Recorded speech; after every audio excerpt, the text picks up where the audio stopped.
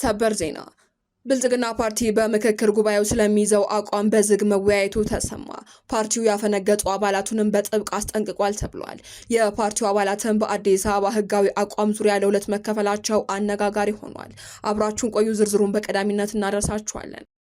በሌላ ዜና አንቀጽ 39 እስከ መገንጠል የሚለው እስከ መዋሃር ተብሎ እንዲስተካከል ሀሳብ ቀረበ። የህዝብ እንባ ጠባቂ ተቋም ቀርቶ ህብረ ብሔራዊ አንድነት ኮሚሽን የሚል ተቋም እንዲቋቋምም ተጠይቋል ተብሏል። ተጨማሪ አለ። የህዝብ ማመላለሻ አውቶቡስ ተቃጠለ። ከቁልቢ ወደ አዲስ አበባ ሲጓዝ የነበረ የህዝብ ማመላለሻ አውቶቡስ በመተሃራ መግቢያ ላይ በእሳት ተቃጥሎ ሙሉ በሙሉ ወድሟል ተብሏል። ዝርዝር አለን። ግብጽ የኢትዮጵያን የቀይ ባህር ጥያቄ ለማስተናገድ ድጋሚ አዲስ ያለችውን የውሳኔ ሀሳብ አቀረበች። ግብጽ ኢትዮጵያ ወደ ቀይ ባህር ለማድረስ የምታደርገውን ጥረት ለመደገፍ ሀሳብ ማቅረቧ ተሰምቷል። ተጨማሪ አለን። ከውጭ በተሰማ ሰበር መረጃ በናይጄሪያ ካዱና በተሰኘ ግዛት በተፈጸመ ጥቃት 30 ሰዎች ተገደሉ። ዝርዝር አለን።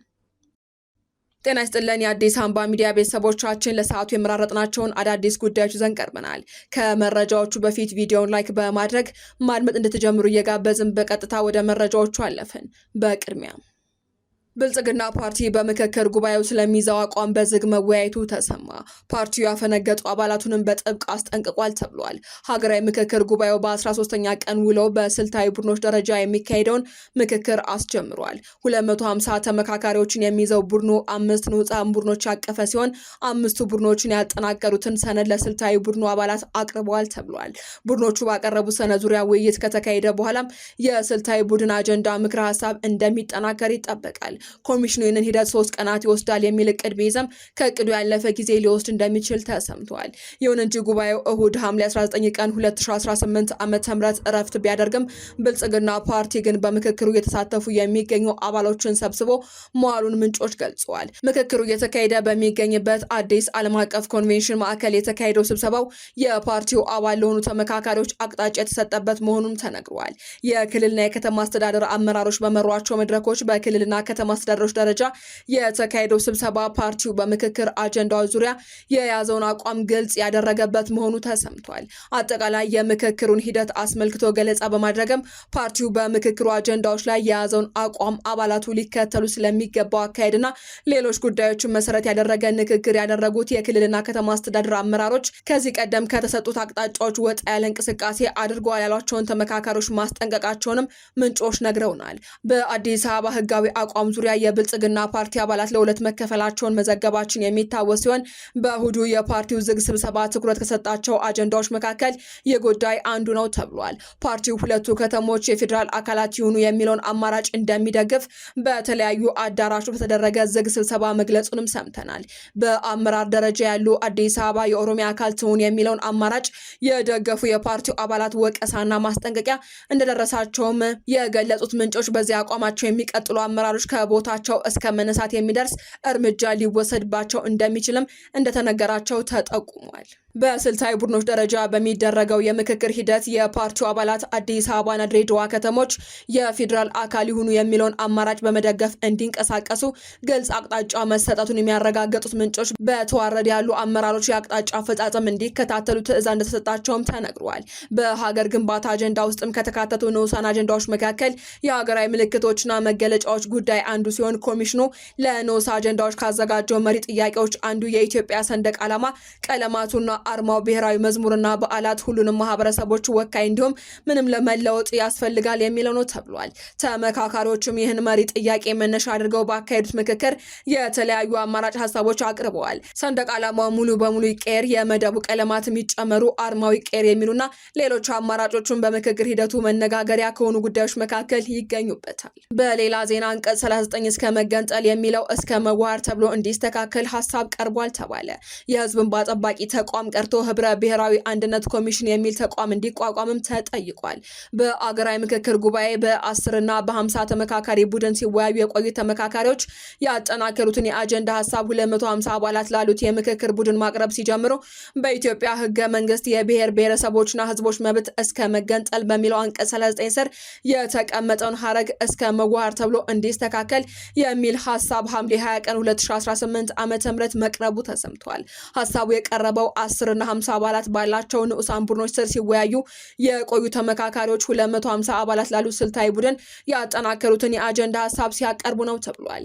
በዚህ ሐሳብም ከቀረበባቸው አጀንዳዎች መካከል የመንግስት አደረጃጀትና ቅርጽ እንዲሁም የፖለቲካ ስርዓት፣ የፖለቲካ ውክልናና የምርጫ ስነ ስርዓትን የተመለከቱ አንዱ ሲሆን በስሩም የራስን እድል በራስ የመወሰን መብት፣ የብሔር ብሔረሰቦችና ህዝቦች መብት አንቀጽ 39 ንዑስ አጀንዳ መሆኑ ይታወቃል። ይህ ንዑስ አጀንዳ አንቀጽ 39 የራስን እድል በራስ የመወሰን መብት የሚሰጥ በመሆኑ ሙሉ ለሙሉ ሳይሻር እስከ መገንጠል የሚለው ሀረግ ብቻ ከድንጋጌ እንዲወጣና ባለበት እንዲቀጥል የሚጠይቁ ሀሳቦች ከ10ና ከ50ዎቹ ንዑሳን ቡድኖች በአብዛኛው ቀርበዋል ተብሏል። የህዝብ ማመላለሻ አውቶቡስ ተቃጠለ።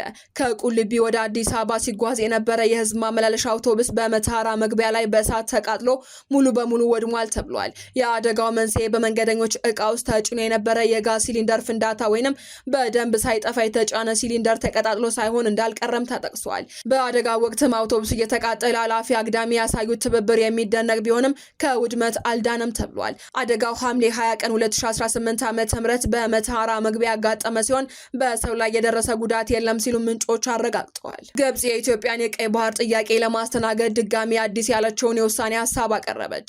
ግብጽ ኢትዮጵያ ወደ ቀይ ባህር ለማድረስ የምታደርገውን ጥረት ለመደገፍ ሀሳብ ማቅረቧ ተሰምቷል። ኢትዮጵያ የቀይ ባህር ተደራሽነት ከጎረቤት ሀገራት ጋር በድርድር እንድታገኝ ግብጽ ለመርዳት ፈቃደኛ ብትሆንም ኢትዮጵያ በህዳሴው ግድብ ላይ ያላትን አቋም ማለሳለስ አለባት ብላለች። ይህ 4 ነጥቦች ያሉት አዲስ እቅድ ለጠቅላይ ሚኒስትር አብይ አህመድና ለአሜሪካው ፕሬዝዳንት ዶናልድ ትራምፕ መላኩም ተገልጿል። ኢትዮጵያ የቀረበውን ሀሳብ የማትቀበል ከሆነ ግብጽ በደቡባዊ ቀይ ባህር በኩል ያለውን የባህር ኃይል በመጨመር አጥር እንደምትፈጥርም ዘገባው አክሎ ገልጿል። ከሰሞኑ የቀድሞ የአሜሪካ የውጭ ጉዳይ መስሪያ ቤት የአፍሪካ ጉዳዮች ረዳት ሚኒስቴር ቲቦር ናጊ ግብጽና ኤርትራ በቀይ ባህር ጉዳይ ላይ የመወሰን መብት ያላቸው የወደብ የባህር በር ያላቸው ሀገራት ብቻ ናቸው ማለታቸውን ተከትሎ ጠንከር ያለ አስተያየት ሰጥተው እንደነበር ይታወሳል። ዲፕሎማቱ በግብጽና ኤርትራ ሞገድ መሰረት በቀይ ባህር ላይ የመናገር መብት ያላቸው የባህር ዳርቻ ያላቸው ሀገራት ብቻ ከሆኑ በሎጂክ ደረጃ በአባይ ወንዝ አጠቃቀም ላይም የመወሰን መብት ሊኖራቸው የሚገባው ውሃውን የሚያመነጩና ወደ ወንዙ የሚያስገቡ ሀገራት ብቻ ናቸው ብለው ነበር። ከውጭ በተሰማ ሰበር መረጃ በናይጄሪያ ካዱና በተሰኘ ግዛት በተፈጸመ ጥቃት 30 ሰዎች ተገደሉ። በሰሜን ምዕራብ ናይጄሪያ ካዱና ግዛት በሚገኝ አንድ መንደር ውስጥ ታጣቂዎች በከፈቱ ጥቃት ቢያንስ 30 ሰዎች መገደላቸውንና በርካቶች መቁሰላቸውን የአካባቢው ነዋሪዎችና ባለስልጣናት አስታውቀዋል። የበርካቶች ቤትና ሱቆችም ተቃጥለዋል ብለዋል። ጥቃቱ የተፈጸመው በካዱና ግዛት ካውስሩ በተሰኘ አካባቢ የአካባቢው አስተዳደር ስር በሚገኝ ናሮድሪ በተባለ መንደር ውስጥ ሲሆን ታጣቂዎችም እኩለ ሌሊት አካባቢ መንደሯን በመክበብ ተኩስ መክፈታቸውን ሮይተርስ ዘግቧል። እንደ ዘገባው ከሆነ ከተገደሉ 30 ሰዎች መካከል ቢያንስ 8 ህጻናት፣ ሴቶችና አዛውንቶች የሚገኙበት ሲሆን ታጣቂዎቹ ተኩሱን ከከፈቱ በኋላ የነዋሪዎች መኖሪያ ቤትና የንግድ ሱቆች አቃጥለዋል ተብሏል። የአካባቢ ወጣቶች መሪ እንደገለጹትም ከሆነ ታጣቂዎች ሰዎችን በግፍ እንደጨፈጨፉና የጸጥታ አካላት ወደ ስፍራ የደረሱትም ጥቃቱ ከተፈጸመ ከሰዓታት በኋላ ጠዋት ላይ መሆኑን ለሮይተርስ ገልጸዋል። ተጎጂዎቹ አብዛኞቹ ሴቶች፣ ህጻናትና አዛውንቶች ናቸውም ብለዋል። ተጎጂዎቹ አብዛኞቹ ሴቶች፣ ህጻናትና አዛውንቶች ናቸው ያሉት የወጣቶቹ መሪ ታጣቂዎች ቤቶችን በእሳት ካቃጠሉ በኋላ ከአካባቢው ተሰውረዋል ብለዋል። እስካሁንም ለጥቃቱ ኃላፊነት የወሰደ አካል የለም ተብሏል። በሰሜን ምዕራብና ማዕከላዊ ናይጄሪያ የጦር መሳሪያ የታጠቁ ሽፍቶች መንደሮችን በመውረር ሰዎችን በመግደል በማገትና ንብረትን በማውደም የከፋ የጸጥታ ስጋት ደቅነው መቆየታቸው ይታወቃል። በሰሜን ምስራቅ ናይጄሪያ ደግሞ የቦኮ ሐራምና የኢስላሚክ ስቴት አማጽያን ጥቃት የሚያደርሱ ሲሆን መንግስት የዜጎችን ደህንነት ለማስጠበቅ ከፍተኛ ፈተና ገጥሞታል ሲልም ዘገባው አመላክቷል። ሌሎች ዓለም አቀፍ የዜና ምንጮች ደግሞ ቦኮ ሐራም በጥቃቱ ሳይሳተፍ እንዳልቀረ እየዘገቡ ይገኛሉ። ዜናዎቻችን አበቃን። በሰላም ቆዩን።